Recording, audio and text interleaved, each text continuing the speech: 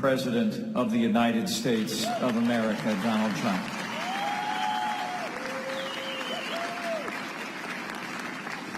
I'm Mike Pence. I'm the governor of Indiana. And it's my honor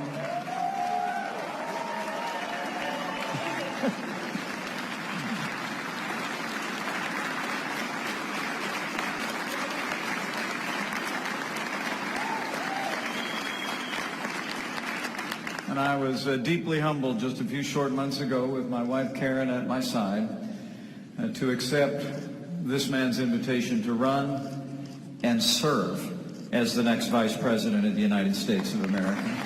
And we are grateful for the opportunity. The introduction I prefer, Michael was kind, but the introduction I prefer is a little bit shorter.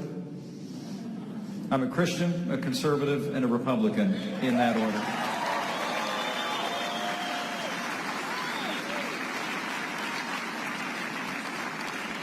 And I stand before you today with the firm belief that should we be given this great opportunity, should this good man be elected to the highest office in the land in 47 days, I know that he believes and I believe that the pulpits that you stand at have greater capacity to strengthen and unite this nation than any pulpit that we will ever stand at.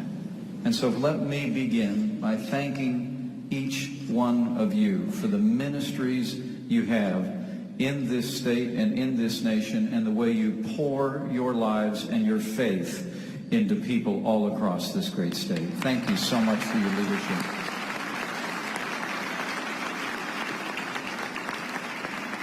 I stand before you today as a Republican, but I actually began in politics as a Democrat.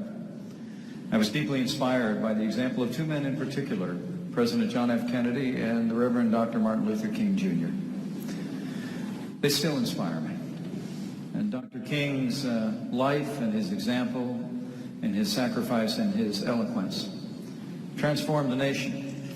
But I'm one of the people that remembers that he was first and foremost a man of faith. He was a workman approved, rightly able to handle the word of truth. And with that word, he challenged the conscience of a nation and drove us toward a more perfect union. And that's been the role of faith throughout our history.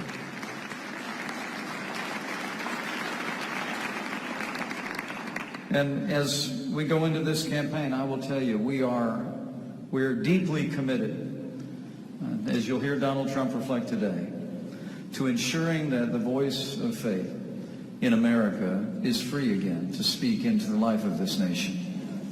He'll describe those policies in detail. But a commitment to, as he's already described in that great speech in Detroit, to a new civil rights agenda.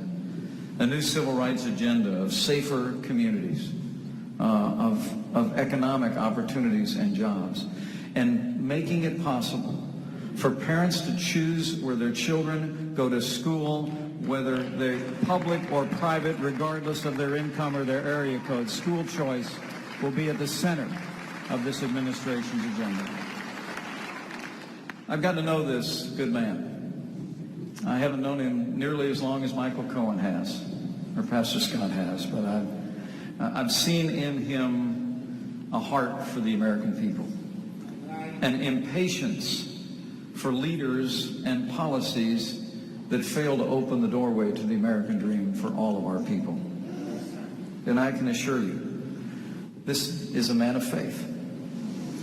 He has faith in the boundless potential of every American with a good education and a good start in life to achieve their dreams, regardless of race or creed or color or gender.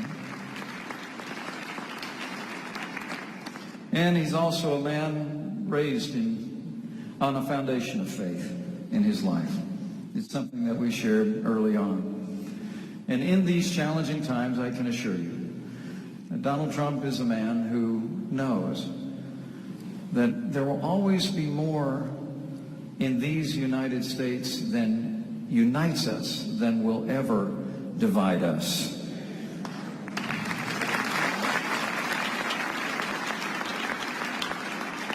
And chief among those things is faith, that we have and ever shall be one nation under God, indivisible, with liberty and justice for all.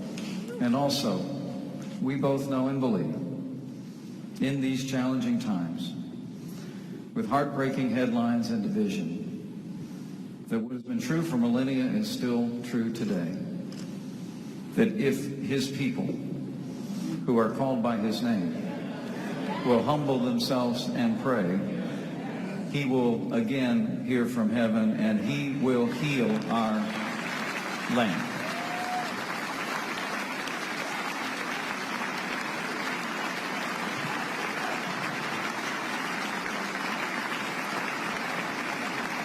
So on that foundation and with great humility to be able to stand by this man, let me yield the podium and my typical privilege of being able to introduce my running mate to a man who's known him for 25 years, one of the greatest promoters in the history of sports, has agreed to come here and promote his friend. Would you join me in welcoming Don King to this important and historic gathering?